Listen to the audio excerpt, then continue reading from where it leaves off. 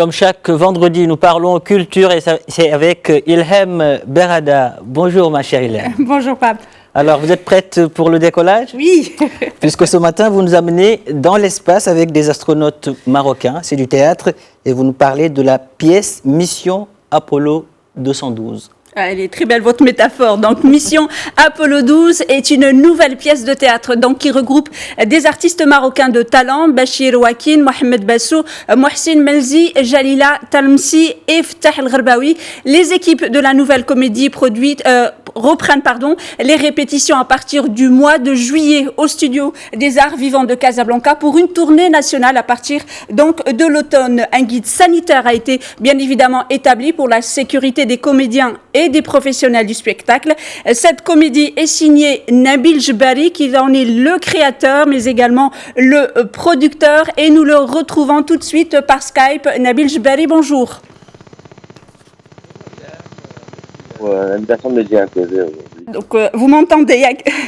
Oui, tout à fait, parfaitement. Alors, Mission Apollo 12 raconte les aventures de l'équipe de l'agence spatiale marocaine CASA, Centre aéronautique spatial administratif, qui a l'ambition d'aller sur la planète Mars. Donc, vous réunissez, vous avez envie de faire donc votre premier vol. J'espère que je me trompe pas. Ma toute première question, racontez-nous un peu comment est venue l'idée de créer donc cette pièce de théâtre et bien sûr qui nous fait penser au film américain. Cela va de soi. Tout à fait, exactement. Donc l'idée remonte à plus de 4 ans aujourd'hui, depuis 2016 que je travaille sur ce projet. Donc c'est l'histoire de jeunes Marocains qui ont l'ambition de faire de belles choses et qui se retrouvent dans l'enceinte de l'agence spatiale, la première agence spatiale marocaine, CASA, Centre aéronautique spatial administratif. Donc pour réussir la mission Apollo 212. Donc plein de choses les rassemblent, plein de choses aussi, il y a beaucoup de différences aussi dans les caractères des personnages, mais ils ont un point commun, c'est la volonté d'apprendre et de réussir la mission Apollo 212, mais également l'amour de la patrie et la volonté de construire quelque chose de solide et de faire une belle carrière de scientifique et d'astronaute. Voilà. Alors, avant de vous poser ma question, je propose donc à nos téléspectateurs et à Pape aussi de voyager avec nous. C'était lors des répétitions. Je voudrais juste préciser que c'était des répétitions qui ont été réalisées bien avant la pandémie. On regarde donc un extrait de la répétition de la pièce de théâtre Mission Apollo 212. On regarde. Très bien, والله انت اكسيرون اسبري بوزيتيف قول لي سميتها كنت علاش غادي معنا وانا حيت بالك الديبار كان من فرنسا لا لا من المغرب ولكن ضروري نديرو شي وقيفه في فرنسا نتكلموا كاع لا ما يمكنش وليدي الله يرضي عليك الصاروخ هذيك راه ما كيمشيش راه كيمشي ديك تسمع بروفيسور هذا باغي يحرق فرنسا الطاليان ضربوا شي بيتزات تما مزيانه لا حتى هي ما يمكنش يسمح بون داكور ولا اسبانيا مزيانه نضربوا تما كاينه شي طاليان صافي اوكي صافي اون فيرا تري بيان اوكي. Donc, comme je le disais, vous allez reprendre les répétitions, mais vous avez quand même travaillé même pendant le confinement. Mais une chose est importante, c'est quand même, avant de reprendre vos répétitions, vous avez établi un guide sanitaire parce que c'est aujourd'hui nécessaire et important. Parlez-nous de ce guide sanitaire et comment vous allez travailler pour vos répétitions et bien évidemment même pour les représentations de la pièce.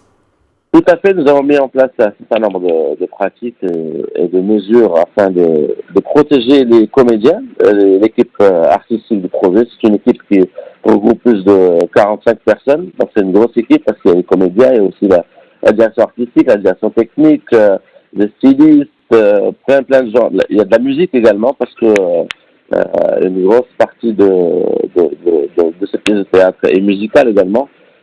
Avec la collaboration de beaucoup d'artistes, de plusieurs artistes de renom, des artistes très connus, et ce qui fait pour protéger l'équipe et protéger également les professionnels, les techniciens. Nous avons élaboré un guide sanitaire, un guide un peu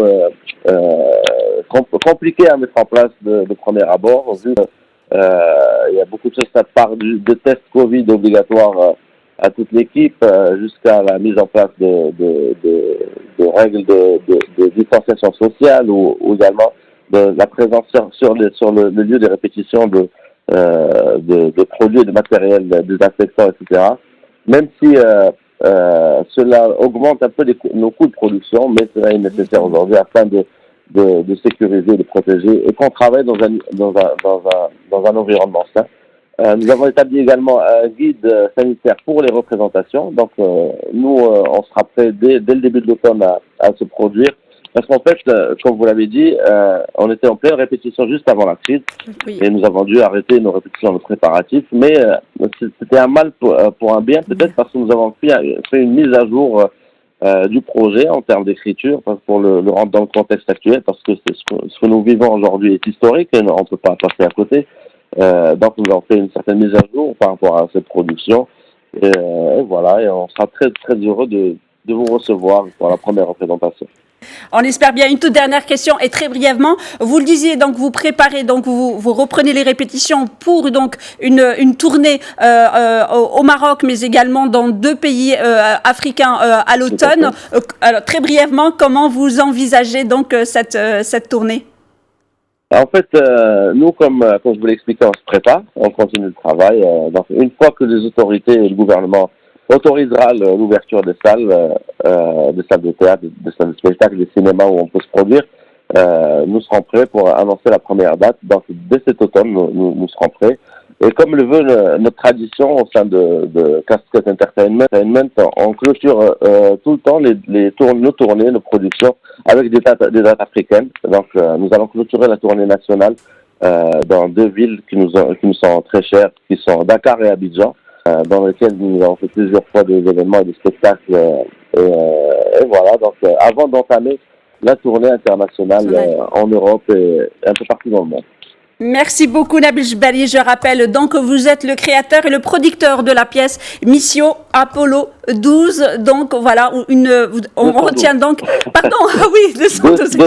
Mission du Maroc. Oui, je sais. Mission Apollo 212. Donc on retient bien donc ce titre pour la rentrée du théâtre, donc pour cet automne. Merci beaucoup d'avoir été avec nous. Merci à vous. Merci pour votre invitation. Merci. Donc on n'a qu'à se préparer pour cette mission Apollo 212. Et en attendant l'ouverture des galeries, les expositions, on le voit, se multiplient sur le net et notamment une réservée à la beauté du désert marocain. Et c'est jusqu'à juillet 2020. Donc, les passionnés de photographie peuvent apprécier sur le site de l'Institut Cervantes de Rabat les 19 photographies de l'artiste Juan Antonio Muñoz. Cette exposition est offerte par l'Institut Cervantes au Maroc en collaboration avec l'ambassade d'Espagne dans le Royaume et les Instituts Cervantes de Tunis et d'Oran. Le Maroc est une galerie d'art dans le désert et l'intitulé de cette collection dont je vous laisse découvrir les très très belles images.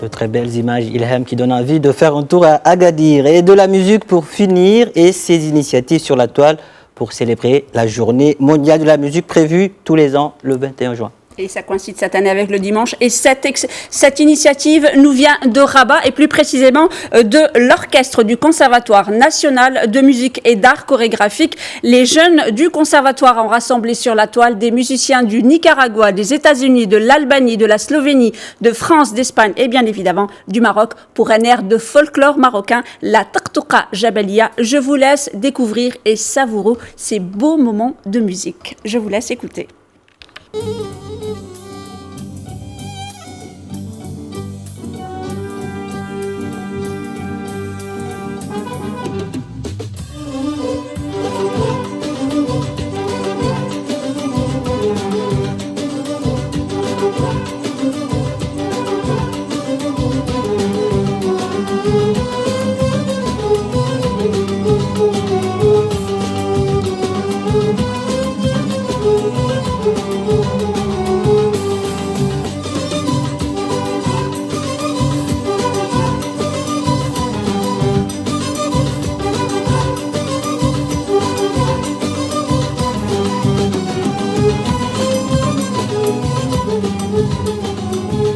Et ça bouge sur le plateau Ilham, de très belles notes musicales qui referment cette chronique et ce journal également.